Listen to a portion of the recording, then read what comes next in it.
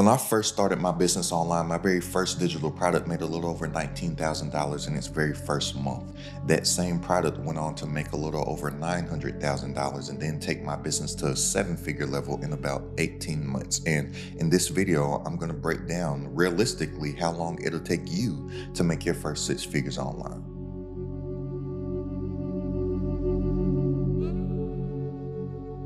Look, I get this question almost on a daily basis. How long is it going to take me to make X amount of dollars? How long is blah, blah, blah going to take?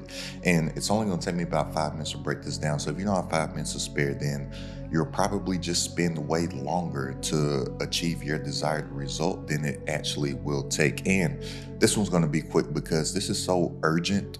And I felt the need for me to really make this video that I just hopped out of bed and did this. I haven't even brushed my teeth yet. If you see a little sleep or cold in my eyes, or if my voice sounds a little scratchy, I literally just hopped out the bed to do this. I don't even have on any pants right now.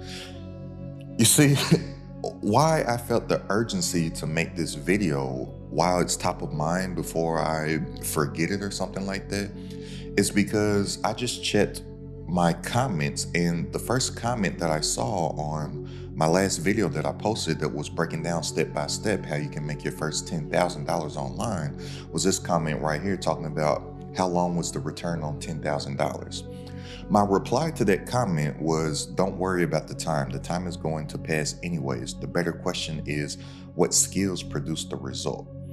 And this is the key factor that's holding so many people back, is them asking how long does it take to get whatever the result is. That question is setting you up for failure. So for starters, asking somebody else how long it took them to do something that you desire to do is setting you up for failure, because for one, if they tell you an answer that you don't like, then you probably won't do what they did in order to get that result.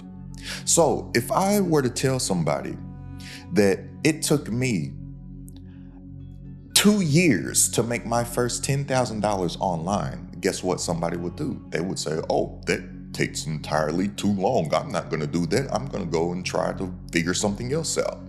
But if I told somebody that it took me 2 weeks to make my first $10,000 online, then that other person would probably say, oh, that sounds impossible. I'll probably never be able to do that. Let me go and try to find something else to do. And then you stay in this perpetual loop of trying to figure out something to where you are going to get a result in the time frame that sounds good to you, that you're going to miss picking up on the skills required to get your desired result along the way. The time is going to pass anyways. It doesn't matter how long something is going to take. The time is already going to pass. And then this thing that you know, years are going to go by where you've been looking to get something really, really fast when you could have just acquired the skills along the way and became that actual person that is deserving of the result that you desire. You see, most people, they study the scoreboard instead of what it took to put the numbers on the scoreboard. So most people ask questions like, how much did you make? How long did it take you to make that? How many views did you take? How long did it take you to build an audience? Whatever their timely questions are. But knowing the outcome does not teach you how to create it. The question that you need to be asking people are, what skills did you acquire in order to receive the outcome that I want? Time does not matter because that's going to pass anyways. And here's the other thing why that question sets you up for failure. You might be better than the person that you are asking the question.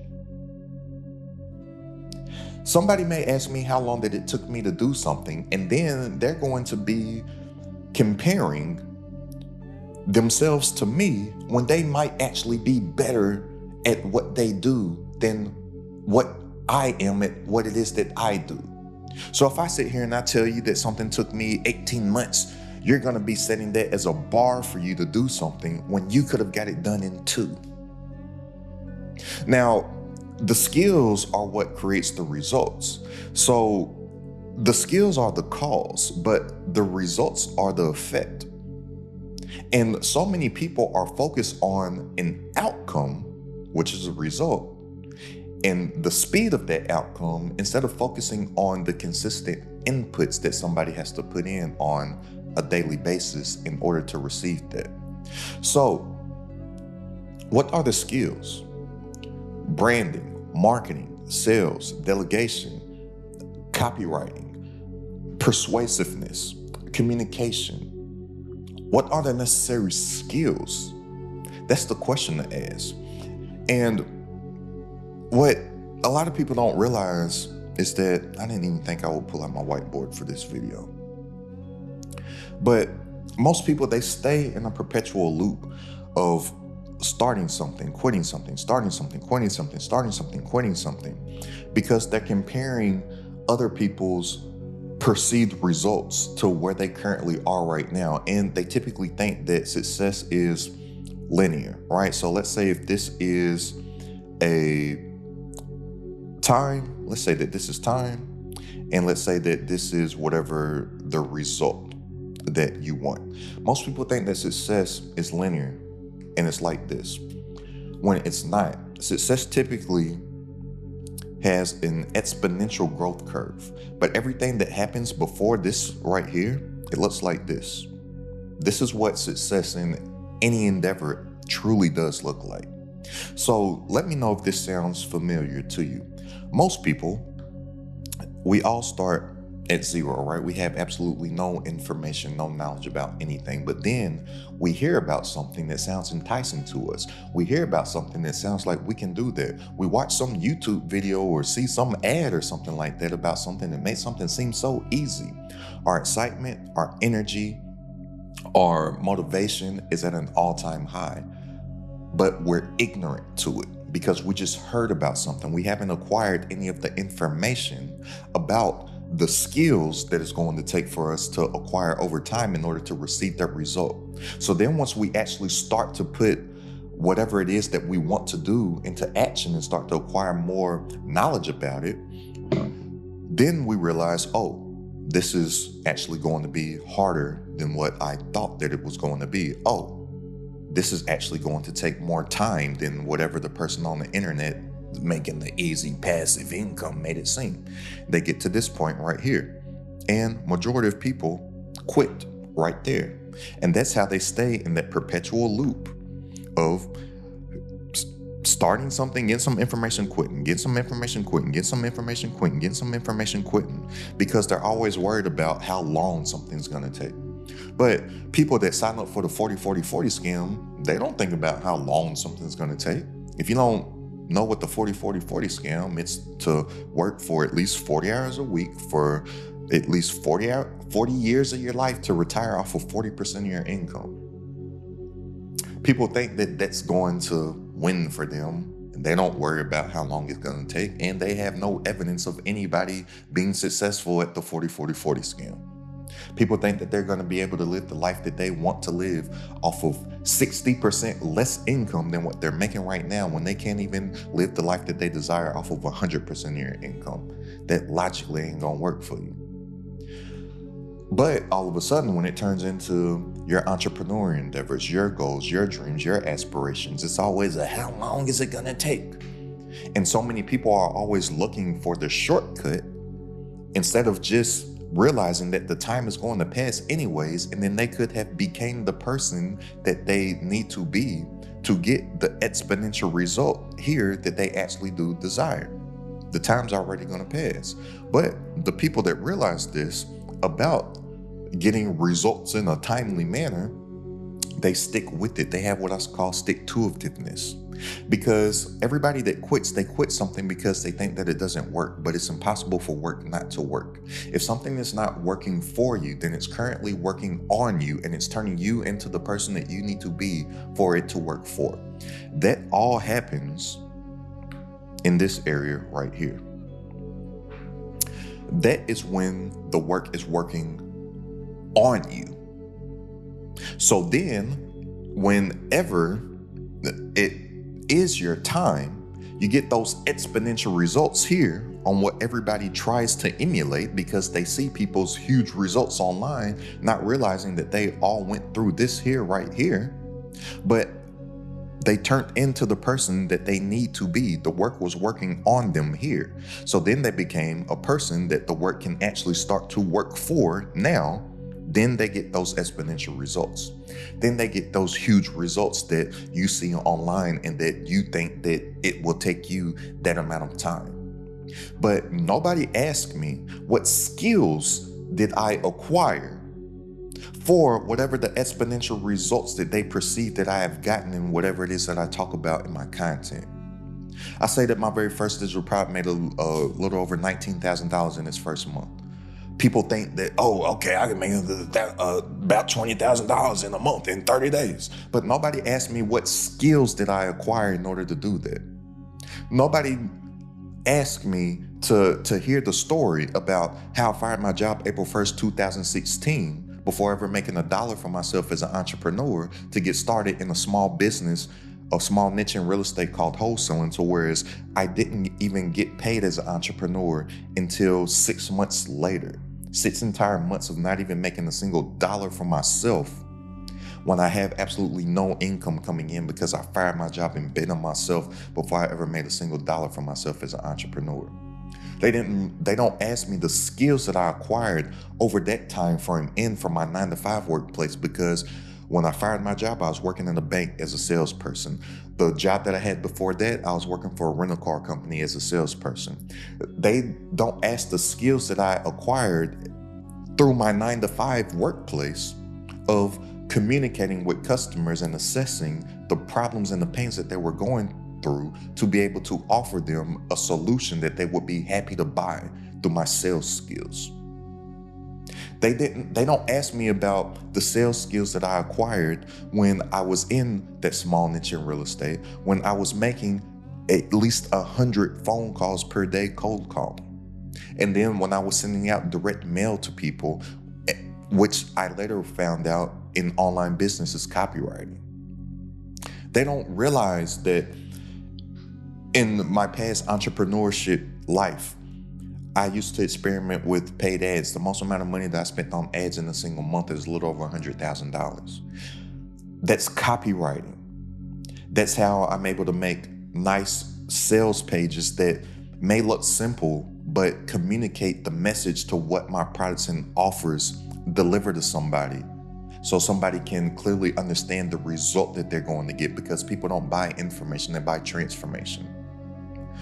That's why I'm able to be successful on YouTube, because I started to make some life-changing money on YouTube within the first few months.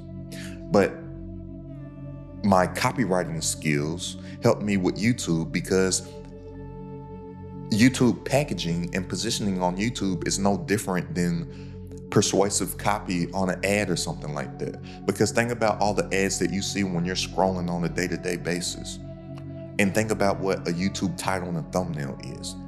A thumbnail is simply just something that is captivating to the eye to get the attention, and then a title on a YouTube video is no different than the headline on an ad. It's copy. Nobody talks about the branding, the marketing, the sales, the delegation, the skills that are acquired. Nobody asks that. Everything in my comments on a consistent basis is, how long did it take this? How long will it take me this? If I don't have any experience, how long did it take this? How long did it take you to get it on? How long? Instead of what skill. And when you realize this, you realize that rich people, they ask different questions. Rich people don't ask, how long did something take? Instead of asking how long does something take, the successful person, they ask, what do I need to become? The successful person, instead of asking how much money will I make, they ask, what skill will I acquire? Because here's the thing about acquiring skills. Once you have the skill, nobody can take it away from you. That's why I was able to lose everything, and I know what it feels like to be broke. It really sucks. But you know what sucks more than that? To have what you have perceived as success and feel like you finally made it, just to lose everything. I've been through that. That hurts way more than when I had no prior success and was just broke. But guess what? I was able to build up again from absolute scratch. And I won't even say from scratch, from less than I had from when I first started, because I had acquired the skills. The money doesn't matter. Money can come, money can go. It's easy to make money. Money is abundant. But acquiring skills that turn you into a person of value, to whereas you are a valuable person in the marketplace, to whereas now people will exchange their money with you to get a desired result. Because that's all money is. Money is simply just a symbol that value has been exchanged. And people only spend their money on things that have a higher perceived value than the money in their pocket. You become a person of value that can attract that by acquiring skills. The successful people don't ask how much money they'll make. They ask what skill will I acquire. The successful person doesn't ask what's the fastest path. They ask what path compounds over time. Because people that are poor, and when I say poor, I'm not talking about a financial state, it's a mental state. Poor, P-O-R, stands for passing over opportunities repeatedly. Most people are passing over the opportunity of a lifetime, not even realizing that the opportunity of a lifetime only lasts for the lifetime of the opportunity. And they're doing that because they're asking what's the fastest path instead of asking what path compounds over time. The people that are poor, they're always thinking about how can I make the most amount of money right now? Instead of thinking of what can I do to build something that is going to compound over time. The successful person doesn't ask what's the ROI. People that make content may say stuff like that just because it sounds good in their content, but they're not asking that. They're asking what person will I become? Because they realize that the be comes before the get. Everybody thinks that they're going to get something and then become a different person. No, the be comes before the get. You have to become the person that is deserving of the thing in order to get the thing. That's how all this stuff works. So the better questions that you ask, the faster you will actually get your desired result. And so many people are asking the wrong questions, and so many people are asking the bad questions when bad questions create bad focus. And bad focus creates bad actions. And bad actions create bad results. But the better questions create better outcomes because you actually will have the right focus. And focus, F-O-C-U-S, stands for follow one course until successful. You need to have the stick-to-itiveness to stick to one thing for long enough until you get your result, and don't deviate from the plan. Pick one thing and sell one thing to one person until you make $1 million. That's how you actually do become successful. But it takes focus in order to actually do that.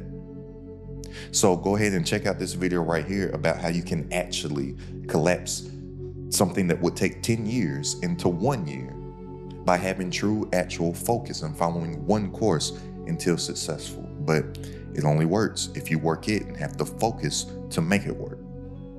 It's crowded at the top.